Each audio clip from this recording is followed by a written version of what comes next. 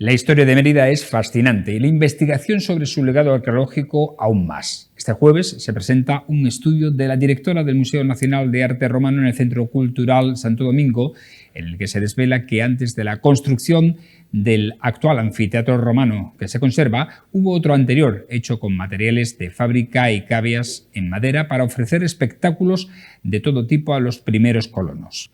Y es que en los últimos meses estamos asistiendo a numerosos descubrimientos por parte de las distintas entidades locales que trabajan en el mundo de la arqueología, que nos permite afinar más sobre cómo era la colonia Iulia Augusta Emerita.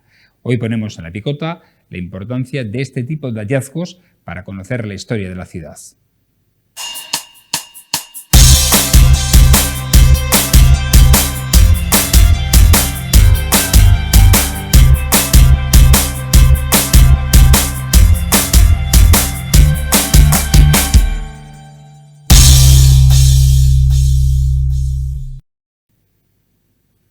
Bienvenidos a este tiempo de la picota en Televisión Extremeña, en una jornada en la que vamos a ofrecerles los contenidos de actualidad de proximidad más interesantes, los vamos a ofrecer informativamente y también los vamos a discutir, como no puede ser de otra manera, bajo el tamiz de la opinión de nuestros picoteros. Hoy están con nosotros Antonio Vélez. Buenas noches, ¿cómo estás? Bienvenido. Hola, buenas noches. Bueno, viendo el tiempo, hay quien todavía niega el cambio climático, en fin.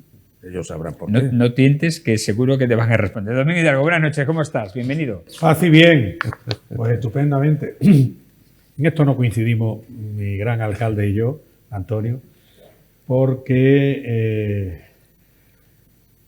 la secta climática, la imposición climática, la mentira climática que está haciendo tanto rico a través de la falsa y falsaria 2030 y el globalismo feroz que va contra la dignidad de la persona y contra la vida digna del hombre, ya sea de sexo varón o sexo femenino, es evidente que no sé dónde está el cambio climático, porque está lloviendo en enero, hace frío en enero, en verano hace calor, en la primavera florecen las flores, en el otoño se caen las hojas. ¿Dónde está el cambio climático si no en la imposición de esta agenda del nuevo orden masónico?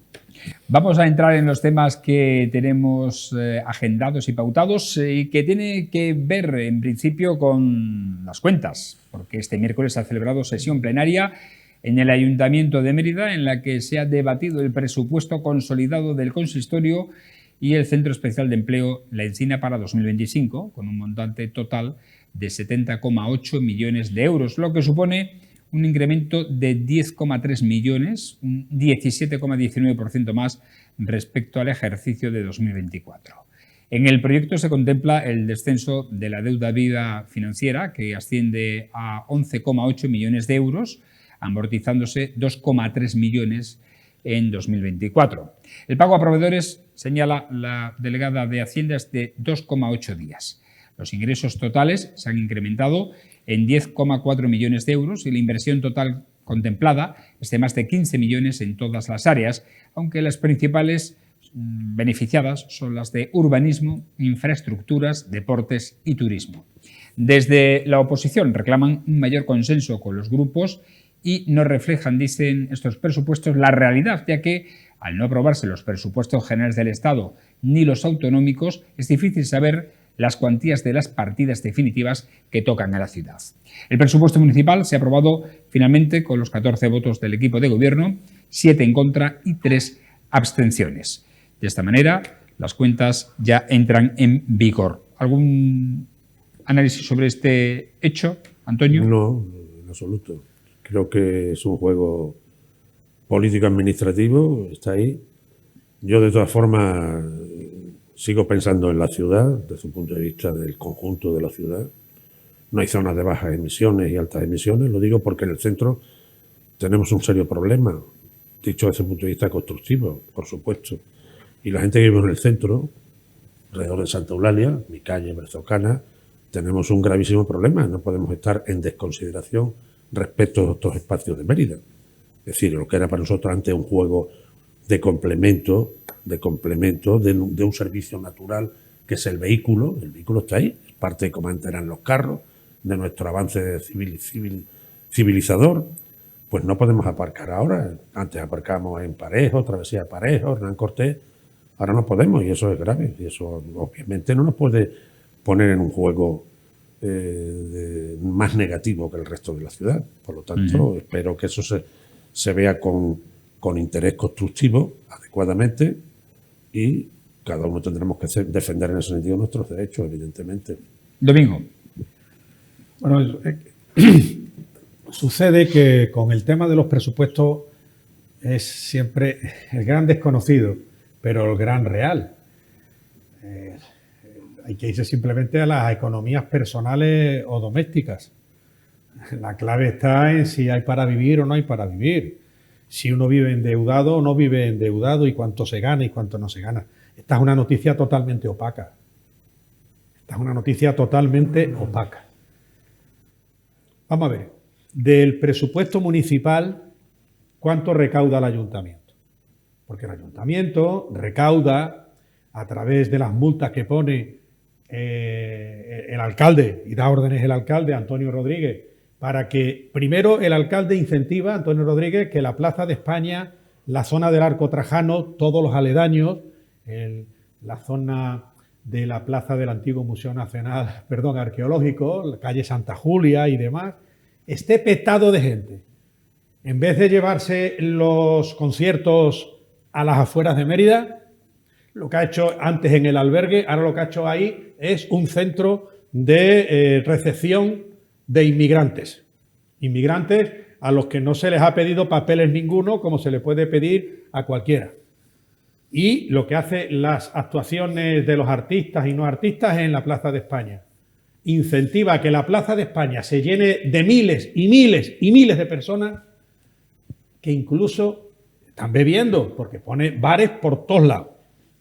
Y esas personas que están bebiendo también les entra ganas de hacer pis. Y como Antonio Rodríguez, alcalde de Mérida, no se ha preocupado de que haya servicios públicos y los que pones están mal contados, entonces, ¿qué idea se le ocurre a Antonio Rodríguez? Pues vamos a poner a la policía local de paisano y por los aledaños de la Plaza de España vamos a intentar pillar al máximo de gente posible haciendo pis en la zona de trasera de Santa María, de la iglesia de Santa María, la zona de la calle Santa Julia, en fin, en los aledaños. Y los vamos a multar a entre 350 y 700 pavos la denuncia. Y vamos a recaudar. Pero eso son anécdotas. Son las cositas de Antonio Rodríguez, esas cositas suyas. Pero, ¿cuál es el porcentaje en gastos de personal? ¿Porcentaje de gastos? ¿Cuál es el porcentaje de subvenciones y a quién se subvenciona por parte del ayuntamiento? Se reconoce una deuda, aquí lo dice, de 11,8 millones de euros. Esa es la deuda que tiene el ayuntamiento. Se incrementa en los ingresos. Y como bien ha dicho Antonio Alcalde, como bien lo ha dicho, sigue la persecución de la gente que vive en el centro. Y con lo que ahora quiere poner de la plataforma única, aparte de crear peligros, ¿saben lo que está buscando Antonio Alcalde? Pues Antonio Rodríguez, nuestro común amigo Antonio Rodríguez, está buscando prohibir el tráfico. Y hay algo que no se está diciendo en esta ciudad, y es que tengo la impresión que esas señales alarmistas como el cambio climático que hay, se está poniendo en todo Mérida, lo hay ya en el Puente Nuevo, Fernández Casado, y en otros lugares, igual que en las Abadías, uno va a 30 kilómetros por hora y está bien. Como pase de 30 kilómetros por hora conduciendo, peligro, peligro, peligro. No sé si vamos a tener que ir empujando el coche. Y el siguiente paso, Antonio Rodríguez, y creo que por ahí vas, y me gustaría equivocarme, y si me equivoco tan públicamente como lo digo ahora, lo diré si me equivoco y reconoceré que me he equivocado, a ver si esos avisos de peligro por ir a más de 30 kilómetros por hora por las vías urbanas exteriores, no vas a poner o vas a ordenar poner radares para multar, ¿verdad, Antonio Rodríguez? ¿A que no se te va a ocurrir hacer eso, Antonio Rodríguez? Porque tú no vas a caer en eso. Vamos, yo estoy seguro Casi seguro. Igual que tampoco vas a prohibir el tráfico por el centro, ¿verdad, Antonio Rodríguez? Bueno, sobre los presupuestos, ya para acabar con este tema. Es que de esa forma recauda más. Y encima poniendo controles de la policía local a horas punta en el puente de Lusitania. Yo no sé a qué está jugando Antonio Rodríguez. Si quiere parecerse, que se parezca a Mérida a la época del COVID, donde Pedro Sánchez Maduro no estuvo encerrados. Antonio Rodríguez, ¿pretendes tenernos encerrados? Sí, lo que iba a decir sobre los presupuestos es que siempre se ha dicho que este pleno de presupuestos es el más importante del año. Sin duda. Pues yo sí lo dudo. Porque al final, de lo que nunca se habla es de la liquidación del presupuesto, que realmente es la cuenta. La ejecución. Lo tengo que apuntar. Ejecución del presupuesto no nos la han contado. Siempre en todas las administraciones, ayuntamiento, asamblea, Congreso de los Diputados, se habla de lo que se va a hacer o de lo que se va a presupuestar. Pero no de lo que se ha hecho. Pero no de lo que se ha hecho. Nivel de ejecución. Ni de lo que se ha gastado. Ni del nivel de ejecución. Y yo creo que eso es más importante que el presupuesto. Más de lo que parece. En fin, Antonio. No, simplemente yo quería decir que este tema, independientemente de lo que ha comentado Domingo, que yo podría discutir mucho con él, hay una serie de puntualidades que hay que ver muy detenidamente respecto de lo que es una ciudad como esta, que tiene un papel nuevo desde 1983. Mérida, no con el viejo modelo provincial de Javier de Burgos de 1833, un secretario de Estado que hizo la división mal llamada canovista. La división actual, territorial, responde a una decisión de las Cortes Generales de España, lo más grande en toda la historia de este país. En el 83, en las Cortes Generales, se aprobó, otros años antes, el proyecto de Estatuto de Autonomía, la autonomía de Extremadura, y fija un elemento nuevo, que es la capital, y la fija en Mérida. Por lo tanto, Mérida en estos momentos, lo digo públicamente, en gran parte yo me dediqué a ese tema en mi época de alcalde, tiene un papel geopolítico muy diferente. Es ser capital autonómica. Consecuentemente, de un modelo de Estado nuevo. Consecuentemente con ello, esa realidad geopolítica le da a Mérida otros elementos. Cáceres tiene 12.000 estudiantes en el curso escolar, universitario.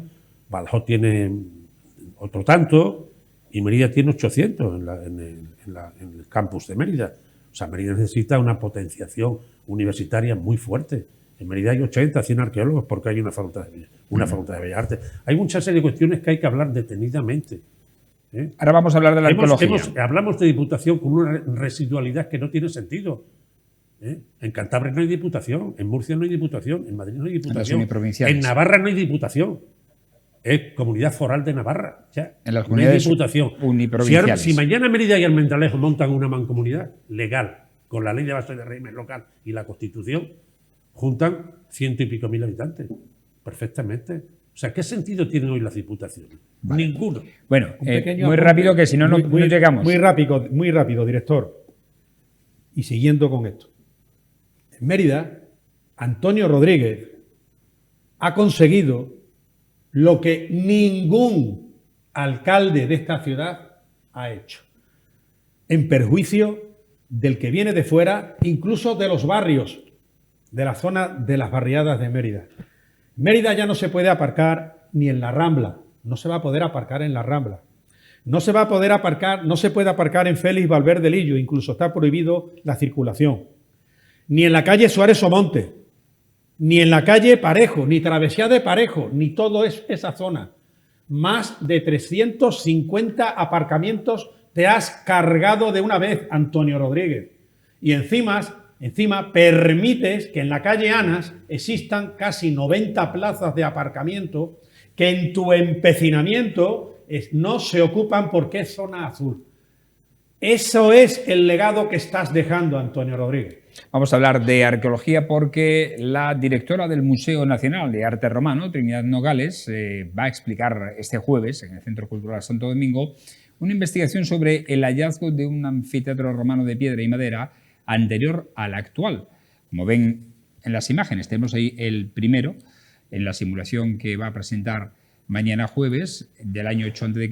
y el otro después del siglo I. Este primer edificio se sitúa en su construcción, como hemos dicho, entre el año 8 y 7 a.C. para ofrecer espectáculos de todo tipo a los primeros colonos. Tras la construcción del Coliseo de Roma, las ciudades de la época emularon ese edificio y se construyó el actual. Se ha llegado a esta conclusión gracias a 3 de las 4 grandes inscripciones halladas en el anfiteatro, situando su construcción en la primera fecha de la época de Augusto. Este primitivo anfiteatro era más reducido que el actual y las cabias eran de madera, muy diferente al que se conserva. Se trazó con un diámetro menor, no ocupaba tanto espacio y costó menos tiempo levantarlo gracias a la habilidad que tenían las construcciones militares, entonces los romanos, en la que usaban los mismos materiales, piedra y madera. Bueno, pues es un hallazgo más que se suma a los últimos que os están descubriendo gracias a las entidades como el propio consorcio o el Instituto de Arqueología de Mérida. ¿Qué dices de todo esto, de este primer anfiteatro? Pues mucho me gustaría decir, porque aquí el tema empieza en 1837 con la desamortización, con un decreto de la reina gobernadora, María Cristina de Borbón dos Sicilias, la viuda de Fernando VII, que en la minoría de edad de Isabel II establece líneas, porque en aquel momento existe esa vía, está el romanticismo con ganas de cambiar las cosas, el liberalismo que empuja, y hay la famosa desamortización religiosa de Mendizábal, de Juan Álvarez Mendizábal. Entonces, sí, aquí se expropian bienes religiosos, concretamente Santa Clara, y ahí, al año siguiente, por un real decreto de la reina gobernante, se crea el Museo de Mérida. Vuelvo a decir que hay una ola romántica, hay una serie de factores que determinan que una sociedad entra en ese juego. Y de lo que se desamortiza en Santa Clara, la parte de la vivienda se quedan, que al final terminan con los palencios, etcétera, etcétera, y la parte de la iglesia se plantea, y el coro, para un museo. Curiosamente se cumple muy bien, el museo se mete en el sótano del altar, en las bajeras del altar, el museo, y el resto se hace el Teatro Ponce de León, famoso. Pero bueno, eso es una realidad. Ahí está el primer museo. Y luego, curiosamente, desde un juego muy curioso administrativo, nunca hubo un proyecto ya en 1975, al tiempo de morir Franco, se celebra en Mérida un congreso del Bimilenario, y los abanderados con Ábalos a la cabeza, en el puente, hacen la famosa recorrido de las antorchas, y Cruz Martínez Esteruela se ve obligado a un decreto creando el Museo Nacional de Arte Romano. ¿Sí? Sigue donde estaba, no se crea nada. Pero cuando unos restos que se habían expropiado, porque aparecen restos romanos, la vieja carbonería Corralón de Valero, al lado de donde está el Museo Nacional de Arte Romano, por razones circunstanciales que se producen en 1980 fundamentalmente por unas aguas y unas historias también de como ahora, se apuntala aquello, etcétera, etcétera, que estaba excavado, y se crea un proyecto que es cobertura de unos restos romanos. Nunca hubo un proyecto, lo he dicho 1000 veces y lo vuelvo a decir, no hay un proyecto que se llame Museo Nacional de Arte Romano. No existe. ¿Y entonces no qué existe. ¿qué se tenía previsto hacer ahí? Porque cuando se abren aquellas tierras, se apuntalan, sí. Siendo Dionisio, ahí va el colegio de la Josefina. Dionisio Hernández Gil, jefe de servicio de restauraciones, con Íñigo Cabero, el antecesor de Sole Becerril, estoy hablando del año 80, se apuntalan aquellos restos, y sobre el 81 por ahí se saca se le encarga a Pedro García Moya, alias Vitruvio, Pedro García Moya, y hace una defensa con un muro tremendo en aquella zona. Y sobre esa historia, el propio Dionisio permite, por deseo de la ministra en aquel momento, que ya no sé si es Íñigo Cabero o Sole Becerril, permite que se haga una cobertura de unos restos romanos. Cobertura no hay nunca, y lo digo porque lo reiteró Carlos Bastán en el homenaje que se le dio en la Asamblea a Dionisio Hernández Gil post-mortem, hace mucho, y volvió a insistir él. Nunca hubo un proyecto de Museo Nacional de Arte Romano. Y hay dos razones evidentes. No se le puede otorgar licencia, soy ya alcalde, no se le puede otorgar licencia porque es un volumen que está fuera de planeamiento. Y la B, es que se hace una... Hay que modificar el plan general y no se le otorga licencia. Se hace sin licencia. Soy yo alcalde. Se hace sin licencia. ¿Entendido? ¿Por qué? Porque no, ese sobre el volumen no tema, existe. Antonio, rápido que Me tenemos que encargo seguir. mucho Pero tiempo. se buscaría un subterfugio para realizarlo. Evidentemente, se hace. Ese es el subterfugio. Se hace. Vale. Y Moneo se presta a presiones que hay respecto de las alturas, respecto de una serie de cuestiones y hace un trabajo magnífico. Pero Moneo no se le encarga un proyecto que si hubiera existido en el Ministerio estaría en el plan general, evidentemente. Él se le da un proyecto, se le da una asistencia técnica. Dionisio Andés Gil tiene capacidad de contratarlo a mano a Moneo, a Rafael Moneo Valle. No hay un concurso ni historia. Antonio, Y se modifica todo. seguimos. Pero claro, en ese juego, vuelvo al hilo, en ese juego, que eso es así, Trinidad Nogales es directora de este museo actualmente. Sí, señor. Ella sabe, ha sido consejera del PP de Cultura, sabe perfectamente que en sus competencias, o sea, que las competencias, lo dice el ICON, el órgano, el Consejo Internacional de Museos, que tiene su equivalente en España. La labor de un director o directora de un museo es más administrativa que facultativa. ¿Por qué digo esto? Pues porque aquí se han creado en este tiempo otros elementos que tienen que contrastar lo que ella ha dicho perfectamente. Aquí hay muchos arqueólogos, por eso hablo, defiendo que aquí tiene que haber una facultad de Bellas Artes ya. Dios te oiga. El consorcio de la Ciudad Monumental tiene 130 empleados, mucho más que el museo. El museo tiene vigilantes, porteros, taquilleros, y un par de conservadores, tal o tres. Tiene 30 empleados, 40 empleados. El consorcio tiene 130 actualmente. El Instituto de Arqueología del Consejo Superior de Investigación Científica tiene un montón. Sebastián Celestino, Pedro Mateo. Perdón por la expresión, la de Dios. Aquí hay un juego poderosísimo. El consorcio lo interviene el Ministerio, la Junta, la Asamblea, la Diputación de Badajoz y el Ayuntamiento. Quiere decir que es un órgano representativo a nivel nacional, a nivel global de Estado. Consecuentemente con ello, tiene que hacer una labor en ese sentido mucho más a tono con sus propios. Trinidad tiene que preocuparse en mucha medida, no digo que no investigue, yo a mí me ha sorprendido este tema porque me parece un tema un tanto complejo, lo del tema del anfiteatro de madera, a mí como ciudadano y con muchas generaciones emeritenses, que aquí durmiendo el sueño eterno. Y me sorprende porque ella tiene que tener una labor más administrativa que facultativa. Ella ha sido consejera de Cultura, con el Partido Popular, con todo el derecho, y se lo sabe perfectamente. Y digo yo, cuando ella en alguna entrevista habla lo digo a ella como directora, no como Trinidad Nogales, como directora. Hay un solar, y termino, bajando las escalerillas, que es la travesía del museo, las escalerillas de Ramón Mérida, las escaleras de piedra. ¿Me está entendiendo? Sí. Eso es la travesía del museo. Y la otra calle que va en la travesía del museo es la calle del museo. Pues en ese trazo, hasta llegar a Pontezuela, hasta lo de Resti, Sí. ahí hay un solar que tiene fácilmente 600 metros o más. ¿Sabes cuál te digo? Sí, creo que sí. Sí. Abandonado. Yo creo que valdría la pena que ese solar con 600 metros pudiera dar a lo mejor 2.000 metros de museo más, administrativo, lo que fuera, con una pasarela. ¿Te parece correcto? Sí, sí. Una pasarela, te lo digo a ti, que tú eres una persona conservadora. Formidable. Para que crees opinión al respecto. ¿Por qué ese solar no se construye como ampliación del museo? No se compraron pisos. No se Tiene dieron una bloques buena de idea vivienda. ahí, tiene. ¿Por qué no se construye esa zona que da Y vergüenza? ese solar, perdona, ¿es ¿Eh? público o privado? Ese solar es privado, Privado. pero hay una vía muy sencilla. Capacidad expropiatoria que tiene el Estado y tiene el Ayuntamiento. Perfectamente. Tienen capacidad expropiatoria. Yo expropié mucho. Y dinero, que hemos visto el Y dinero. presupuesto. Por lo tanto, lo pongo encima de la mesa a la señora Nogales y al señor alcalde. Vale. Y al señor ministro que es catalán. Me parece muy bien. Pues me parece estupendo que expropien eso y construya una ampliación que se pasara por una maravillosa pasarela en ladrillo y que le hiciera Moneo también, obviamente, que es mi amigo y lo tengo. Y además así fue la mayor suerte que tuvimos aquí, que Moneo fuera el arquitecto. Hay Pero una pasarela que comunica dos no naves ganó del un museo.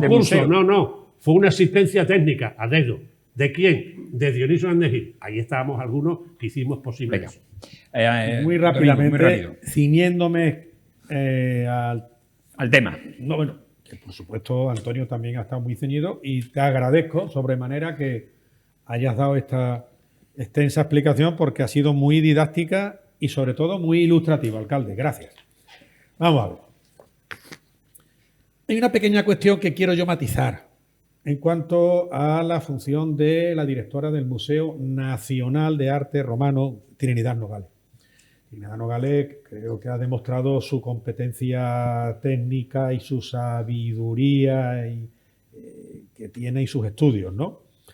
Yo creo que la función de directora del Museo Nacional de Arte Romano tendrá sus funciones, pero estén o no dentro de sus competencias, es obvio que ella ni puede ni debe, si no estuviera contraindicado, aunque esté contraindicado en su labor, que creo que no es así, en su labor de directora, porque Chema, su marido, José María Álvarez Martínez, ha sido director del Museo Nacional de Arte Romano durante muchísimos años también, y daba sus conferencias y hacía sus estudios. Es decir, no son incompatibles, sino todo lo contrario, la labor de estudio y de divulgación. Si pudiera, sí que iría a la conferencia esta que va a dar ella en el aula de Caja Badajoz, para que nos entendamos aquí los viejos del lugar, ¿no? Caja Badajoz, Plaza de Santo Domingo, ¿no? Y sería muy interesante porque, claro, no se ha apuntado en la nota que se nos ha leído, director, dónde estaba ubicado el anfiteatro al respecto de madera, ¿no? Si era donde está actualmente, sí. En los mismos terrenos o en los mismos también. Según ella, lo mismo, sí.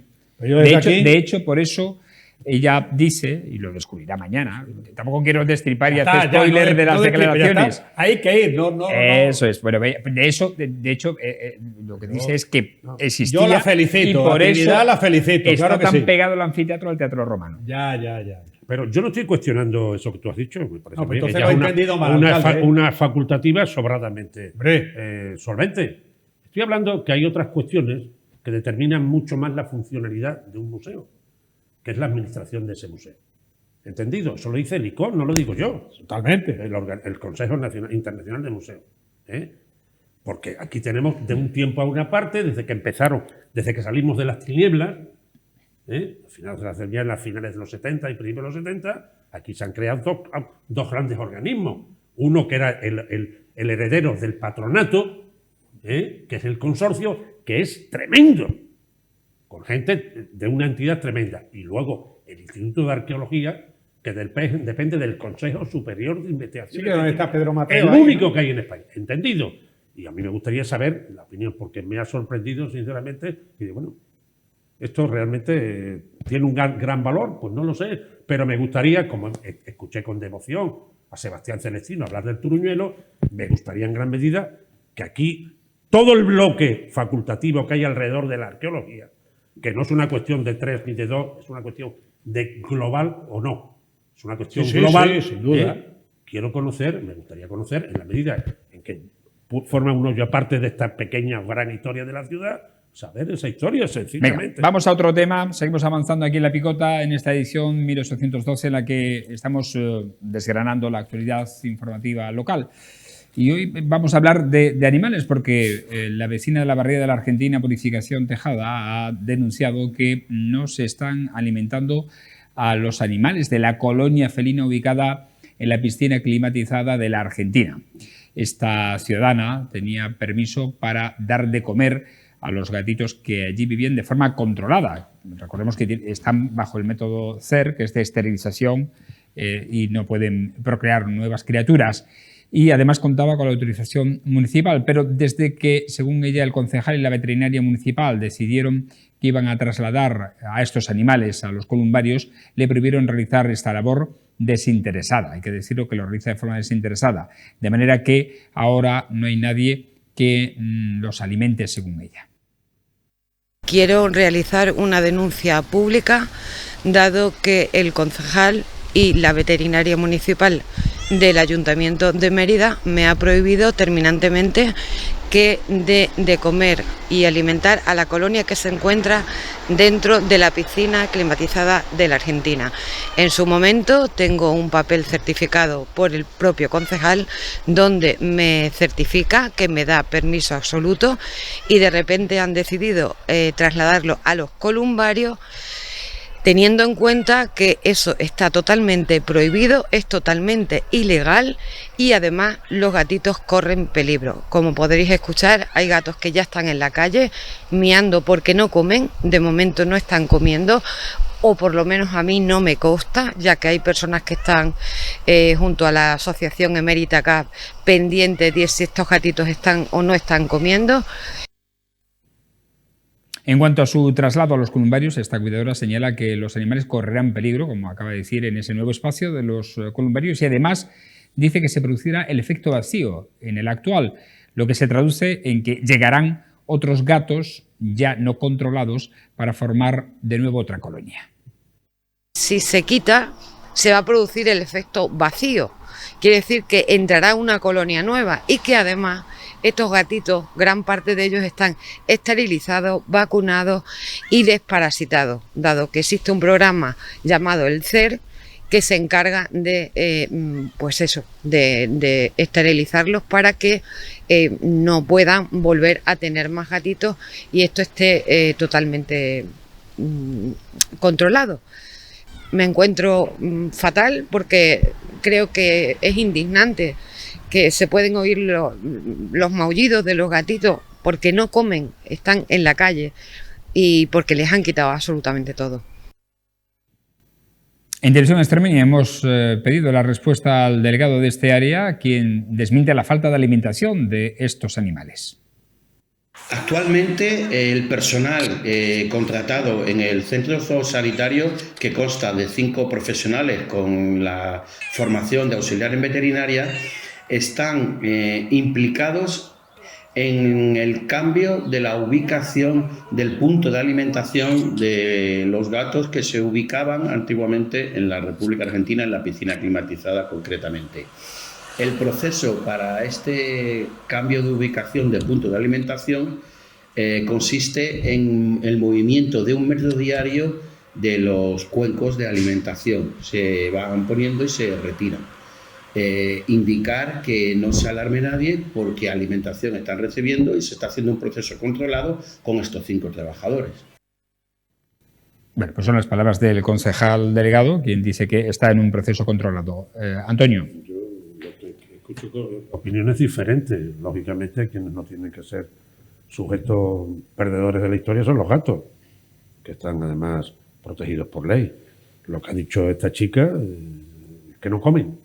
Lo que dice el concejal es que sí, pues habrá alguien tendrá que contrastar esta opinión. Yo ahora mismo no puedo fiarme de ambos, pero me gustaría que el tema se solucionara y que los gatos estuvieran, pues como que además se alardea mucho, muy positivamente, de que en Mérida haya muchas zonas con colonias muy bien atendidos y eso tiene una repercusión exterior muy interesante. Se escucha con muy buena entidad, con muy buenas columnas, el que Mérida se preocupa de... Tienes en el río, tienes cabañas, tienes una serie de cuestiones. Claro, esto a mí, conociendo lo que es el juego global positivo al respecto, me sorprende, ¿no? Sí, me gustaría pues que se aclarara. Que de ahí dicho, ¿qué más vamos a añadir nosotros? No, nosotros ponemos las manifestaciones de ambas partes. No sé si quieres comentar algo más, Nico. Sí, claro que quiero. Porque yo voy a hacer mías las palabras que ha hecho esta señora, doña Purificación Tejada, según pone la nota. Puri, las voy a hacer, pero las voy a trasladar a lo que es el artículo 14 de la Constitución española en cuanto a la igualdad y también el artículo 20 de la Constitución en cuanto a la libertad de expresión. Ella ha querido hacer una denuncia pública. Dice, yo denuncio. Los gatitos corren peligro. Bueno, pues yo hago mía esas palabras, pero voy a cambiarlas un poco en el yo denuncio y que los gatitos corren peligro. Yo denuncio que en España, en Occidente, se ha llegado a darle más derecho a los animales que a los seres humanos. Y denuncio que se persiga a aquellas personas que están en contra de los asesinatos legales del aborto y la eutanasia. Lo denuncio y hago uso de esta ventana de libertad de expresión, que todavía sigue siendo, y esperemos que sea siempre así, Televisión Extremeña, porque si cambiamos todo lo que se ha dicho en esta denuncia, en vez de gatitos, sean niños, denuncio que se persiga la vida humana desde la concepción a la muerte natural. Denuncio que esté tipificado en el Código Penal como delito la libertad religiosa y el derecho a la expresión, a rezar, cerca de esos abortorios que son lugares donde se practican crímenes contra la humanidad, que es el aborto, un crimen contra la humanidad, y denuncio también que como consecuencia del aborto, de ese asesinato legal, no nazcan niños en España y en cambio se estén sustituyendo los niños que no nacen porque son asesinados en las clínicas abortivas de manera legal, pero inmoral, con leyes ilegítimas, con la entrada masiva de inmigrantes, que se nos está diciendo que vienen inmigrantes porque no hay sustitución demográfica. Y también me encuentro fatal porque no se le da la posibilidad a las madres embarazadas a escuchar los sonidos de los hijos que tienen en su vientre con las ecografías y los ecógrafos y darle la posibilidad siquiera de informarle de que puedan tener a sus hijos. De modo que me parece que esta señora hace muy bien en denunciar y yo, sin embargo, aprovecho para esta denuncia porque en los medios de comunicación lo que yo estoy diciendo ni tan siquiera hay posibilidades. Por eso, gracias, director, por al sacar este tema yo aprovechar para hablar del otro. Y a todo lo que tú dices sumo yo la necesaria unidad contra un personaje que está creándolo con los humanos en Estados Unidos, que se llama Donald Trump. Donald Trump no está haciendo nada de eso. Todas y cada una de sus medidas son perfectas y van para el bien común.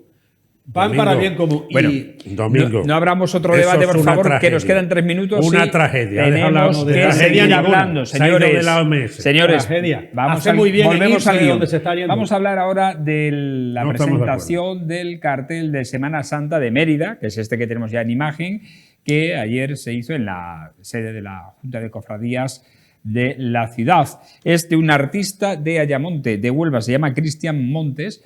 El año pasado fue encargado por la propia Junta de Cofradías y este año se ha abierto un concurso público en el que se han presentado creo que 6 originales, entre ellos algunos locales, y el cartel ganador ha sido esta pintura de Cristian Montes, que refleja al Santísimo Cristo de las Injurias, que sale en la cofradía infantil y que va a anunciar la Semana Santa de 2025. ¿Vale? Venga, nos quedan 2 minutos y medio. Muy bien, porque realmente aplica una realidad. Mérida era una ciudad cuando los hechos que se determinan en una Semana Santa desde el punto de vista de la devoción, de la religiosidad, del cristianismo, de la crucifixión de Cristo y demás, Mérida existía. Coetáneo.